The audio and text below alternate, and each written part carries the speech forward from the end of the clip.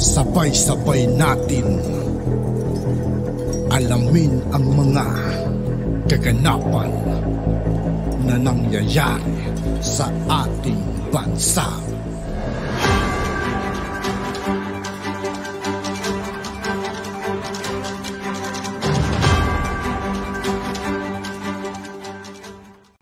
Yo, what's up mga kaibigan? This is I2K po again. Ngayon nandito ulit tayo sa channel ni Pinas News Insider. Dito ulit tayo magbibigay ng komento at reaksyon. Kaya samahan nyo ako guys. Let's go! Ito ang balita ngayon. Trending ngayon sa mundo ng social media. Ang di umano'y balitang Senator Alan Peter Cayetano nagpakitang gilas sa pagdinig sa Senado.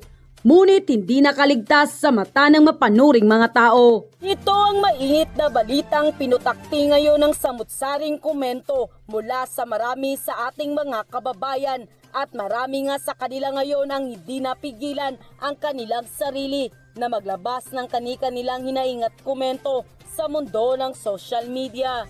Pero bago ang lahat, kung bago pa lamang kayo sa channel na ito, sa lahat ng hindi pa nakasubscribe mga kaibigan kay Pinas News Insider, mag-subscribe na po tayo at huwag nyo rin pong kalimutan mag-subscribe dito sa aking channel.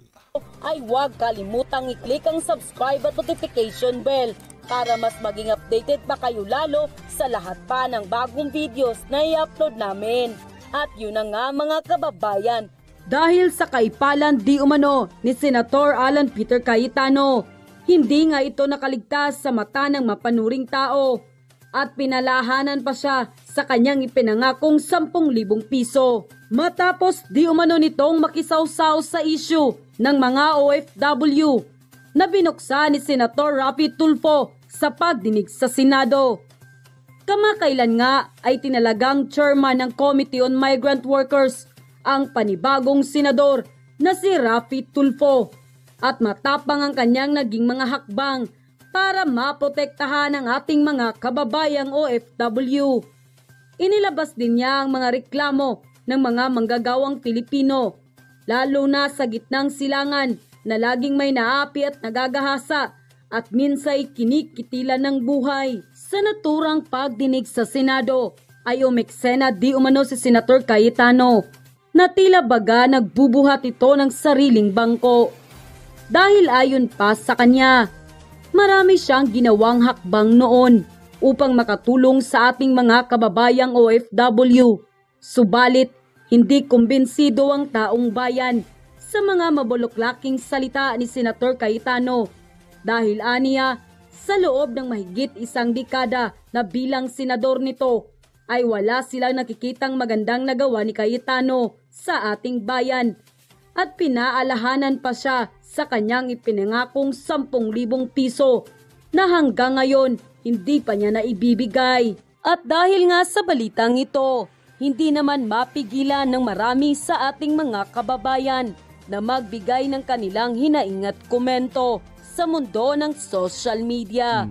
At ayon pa sa kanila, Boy 10K, huwag kang paepal, may balak ka ulit tatakbo sa... Yun talaga yung pinakapangalan niya talaga mga kaibigan. Boy 10K. Talagang hindi siya makakalimutan ng mga tao. Pero mga kaibigan, kung saan tatakbo sa sakon to bilang senador ulit, baka langanin manalo to mga kaibigan na ako na nagsasabi. Tapos yung pagbabackfight niya kay dating Pangulong Rodrigo Duterte mga kaibigan. Di ba? Nung pagkalis ng ating dating mahal na Pangulong Rodrigo Duterte, sinisiraan niya. Tapos tatakbo ulit bilang senador sa 2025. Naku po, Cayetano, wag na. Sa mataas na posisyon, kung talagang gusto mo kaming tulungan, dapat noon pa, hanggang satsat ka lang. Magaling lang magsalita, mambatikos at sumagot, pero wala. Kung bakit naboto ito, nagmamagaling pero ilang taon na, walang makitang ginawa. Gising-gising na, magmatyag, pag-aralan at huwag magpabulag sa mga binoboto. Ngayon lang ba nyo nalaman si Cayetano props lang sa Senado? Walang ginawa kundi Pabida, yung taong yung mahilig sumausaw yan. dunung-dunungan. Pero wala namang ginagawa, wala namang action, di ba? Maghanap ng Tapos nakikisabit na lang kung sino yung malakas, ganun. Dun siya. pagkakamali ng kasamahan. Nawala na si Trililing, may pumalit si 10K. Mr. 10K, asa na yung pangako mo? Ang tagal mong naglingkod, wala ka namang nagawang mabuti para sa bayan. Ang taas pa naman ng pangarap mo, mahiya ka ng pumwesto na walang ginawang mabuti para sa bayan. Ang tagal na ni Cayetano sa pagka-senador at naging congressman at walang nagawa para sa ating kababayan na naninibihan abroad. Palagi lang lip service ang na-accomplish sa laki ng sweldo niya. By the way, nasa na si 10K Mr. Cayetano? End quote. Alam nyo, ito si Cayetano. Ito ang tingin nyo kasi sa mga Pilipino, sa bagay, ganun talaga politiko no? Tinitignan ko po yung paraan ng pag-deliver niya nung pinapangako niya yung 10K. Binalikan ko lang yung mga balita, no? Ganun din naman ang sinabi niya na pinangako niya na magpo-propose siya ng 10K ayuda, 'di ba? 10K ayuda bill. May pangalan yan Teka lang, tignan lang natin kung ano yung pangalan, no? 10,000 pag-asa during the pandemic. Okay, ganda ng pangalan, 'di ba? At ito po ay hindi dinideny, no? Ito po ay laman ng plataforma ni Alan Peter Cayetano. Ngayon, alam ko po yun politiko yan At hindi po kayang magbigay ng ayuda ng isang senador. No? Kaya hindi ko naman binoto talaga yan. Alam niyo naman lahat kung sino yung binoto ko. Wala po akong binotong dating senador. Panay po bago. Natalo yung karamihan. Natalo si Gadon, natalo si Roque, natalo si Yung Marcoleta, sana mga kaibigan, no, sana tumakbo siya bilang senador, Tapos iboto natin mga kaibigan, paupuin natin siya bilang senador. Kailangan siya mga kaibigan. Si Panelo, sino pa bang manatalong binoto ko? Si Belica, natalo. Kala ko nga mananalo na si Gadon talo pa rin. Hindi ko nga maintindihan talaga Okay. Dito na tayo kay Cayetano. 'Di ba? Alam po natin, ang may kakayahan lang po na magbigay ng ayuda, kung ikaw tumatakbong presidente, pwede mong ipangako 'yun. Bakit? Pwede 'yun May pondo yung pamahalaan pero kung ikaw ay senador, in the first place, dapat hindi ka nangako na may kakayahan ka magbigay ng ayuda na 10K dahil senador ka. Ang ikaw, gumagawa ka lang ng batas. Kaya mahirap ipangako yung gagawa ka ng batas ng 10K ayuda. Lalo na sa ginawa ni Cayetano nung hindi pa sila nakakaupo, hindi pa nakakapanumpa, si Bongbong Marcos at siya. Okay, tignan po natin Basahin po natin ngayon yung sinasabi ni Cayetano. Sa mga nangbabas sa 10K ayuda, kung kaya ko lang silang bigyan ng tig 10,000, binigay ko na sa kanila. Pero sa katotohanan, ito'y isang legislative proposal. Naintindihan nyo na? Dapat hindi mo sana pinangako nun. Lakas ng tama ni Cayetano talaga, Ano ang katotohanan? Lahat, sino ba may ayaw ng 10K ayuda? 10K yan, kahit ako, bibigyan ako ng ayuda. Bakit ko tatanggihan yan? Di ba? Sino may ayaw niyan? Alam nyo, binalikan ko yung mga speech, yung nung nangangampanya pa si Cayetano. Pati kung saan kukunin na ipapaliwanag niya sa media Pag ikaw narinig mo yun, 10K pwede palang mamigay. Kasi naipaliwanag pa ni Cayetano Alam nyo kung saan kukunin yung 10K? Sabi ni Cayetano, kukunin yung 10K dito sa mga magtitipid yung bawat ahensya ng 5%. Ayun yung sinabi niya nung before tong eleksyon na to. May pagkukunan. Kasi ang question ng mga tao, totoo ba yan? Posible ba yan? 10K? Posible, sabi ni Cayetano. Kasi kukunan mo ng 5% bawat ahensya. May sosobra pa raw na 50 billion. Edi ang ganda.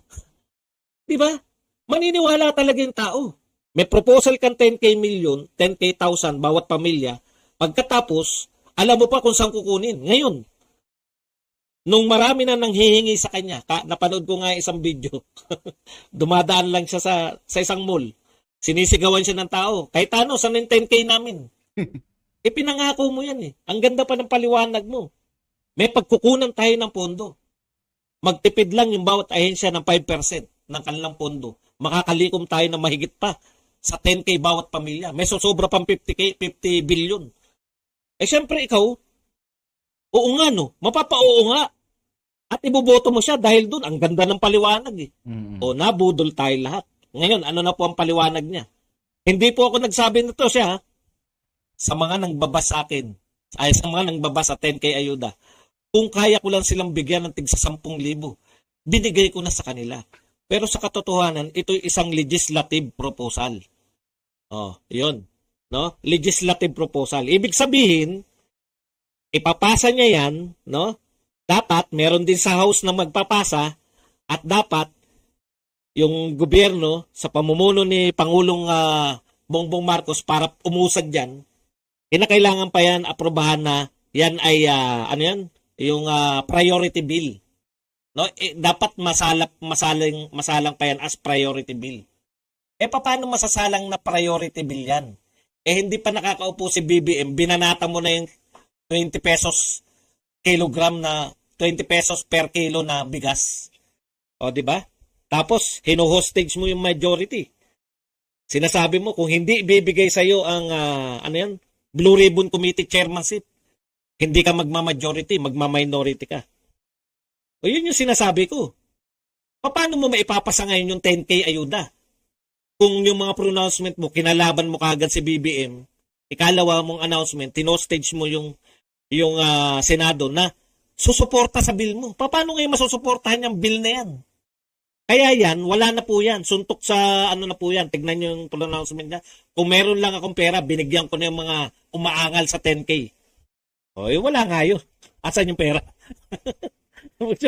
Bilyon-bilyon ang pinag-uusapan natin dyan. Sa tingin nyo, sa banat niya sa 20 pesos per kilo na bigas, sa tingin ninyo, magmamakaawa siya kay BBM, kay Pangulong BBM, sabihin, mahal na Pangulo, i-certify nyo naman na urgent tong 10K ayuda. Hindi. Balak niya na nga maging opposition eh. Sa mga pronouncement niya eh. Di ba? Yun yung sinasabi natin. No? Dapat yung mga bigay-bigay ng ayuda, sa mga presidentiables yan, pwede. Magagawa nila ng paraan yan eh. Natatandaan ko si Pangulong Duterte. Sinasabi niya lang, Dominguez, hanapan mo ng pera to. Pwede po yun. Ang senador, hindi po pwedeng hanapan ko ng pera. Hindi po. Ilalagay po yan sa batas. Matagal po yan. At karaniwan po, yun nga po yun eh. Kaya ka nga nagmiyembro ng majority para may chance na ma-priority yung mga bill mo. Pero katulad niyan, nagdadalawang isip siya kung magma-majority o magma-minority. Ayan po yun. Pero masakit po to. Tung binitawan niya na to. Na kung may pera lang siya, namigay na siya ng tig 10K. Pero, eto sa totoo lang tinitignan ko kasi, no? In fairness kay Cayetano, wala naman siya sinabi, sigurado eh. Sigurado siya na maipapasa yan. Sinabi niya, magpapile siya ng bill.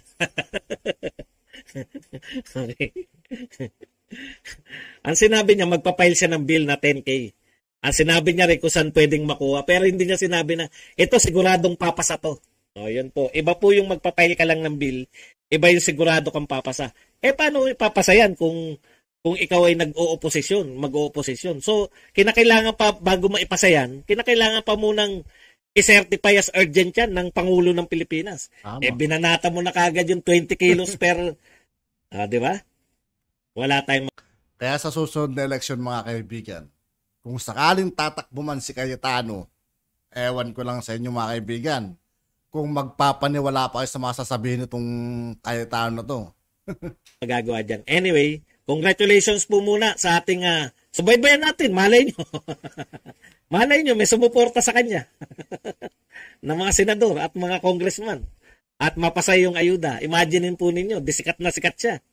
Sa tingin ba ninyo? Pero kahit may bigyan niya yan mga kaibigan, malabo na rin manalo yan. Malabo nang manalo yung taong yan mga kaibigan. Kahit maibigay niya yung tag 10K, malabo. Yung mga kaalyado ni BBM. Eto politika po yan eh. Mag-aminan po tayo. Pag naipasa ba yung 10K ayuda, sa tingin nyo, sino sisikat? Si Cayetano, di ba? Sa tingin nyo ba? Pag naibigay niya, tapos isusumbat niya lang din mga kaibigan, hindi po ba? Yung mga senador na kaalyado ni BBM, gusto nilang pasikatin si Cayetano. Mm-hmm. O sa tingin nyo ba sa Kongreso, mga congressman na kaalyado ni BBM, gusto nilang pasikatin si Cayetano? Marunong naman kayong tumingin sa politika. Matagal na kayong nakikinig sa atin eh. At yun na nga mga At yun nga po mga kaibigan, dito po nagtatapos ang ating reaction video. Muli ako po si I2K ng Sundalo ng Dunggalo at 811. Maraming salamat sa patuloy na pagsuporta. Yeah! Peace out!